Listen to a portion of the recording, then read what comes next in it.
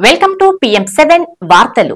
America అధ్యక్షుడు Donald Trump ముందుగా ఊహించినట్లే అక్రమ వలసలపై ఉక్కుపాదం మోపుతున్నారు.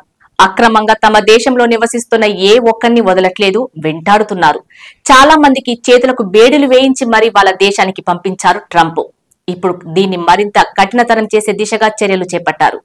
అమెరికాకు అక్రమంగా వలస వచ్చే వివిధ దేశాల పౌరులపై గతంలోనే ఘాటు వ్యాఖ్యలు చేశారు ట్రంప్. గత ఏడాది ఆగస్టులో ఎన్నికల ప్రచార సమయంలో ఎలాన్ మస్క్ కు ఇచ్చిన ఇంటర్వ్యూలో అక్రమ వలసలపై ఉక్కుపాదం మోపుతానని కీలక వ్యాఖ్యలు చేశారు. అక్రమ వలసదారులను రాడికల్స్ గా, టెర్రరిస్టులుగా అప్పుడే అభివర్ణించారు డొనాల్డ్ ట్రంప్. తాను అధికారంలోకి వచ్చిన వెంటనే అక్రమ వలసదారులను గెంటివేస్తానని, అమెరికా గడ్డపై నివసించడానికి వారు ఏమాత్రం అర్హులు కారని స్పష్టం చేశారు. అప్పట్లోనే ఈ వ్యాఖ్యలు కలకలం రేపాయి. ఇప్పుడు దాన్ని కార్యాచరణలోకి తీసుకొచ్చారు డొనాల్డ్ ట్రంప్.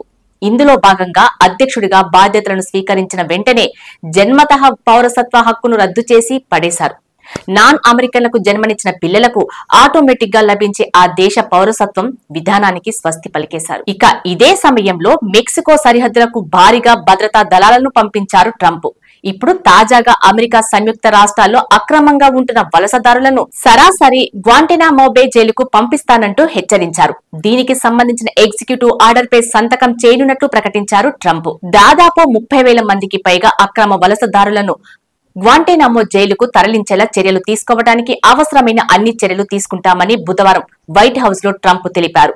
చోరీలు, హింసాత్మక నేరాలకు పాల్పడే వాళ్ళు, ఎలాంటి డాక్యుమెంట్లు లేకుండా తమ దేశంలో నివసిస్తున్న వాళ్లను నిర్బంధించడానికి అనుమతించే బిల్లుపై సంతకం చేస్తానని పేర్కొన్నారు. గ్వాంటనామో బే జైలులో 30,000 బెడ్స్ సిద్ధం చేయిస్తానని, అక్కడ వాళ్లకు ఆశ్రయం కల్పిస్తానంటూ వ్యంగ్యంగా చురకలంటించారు.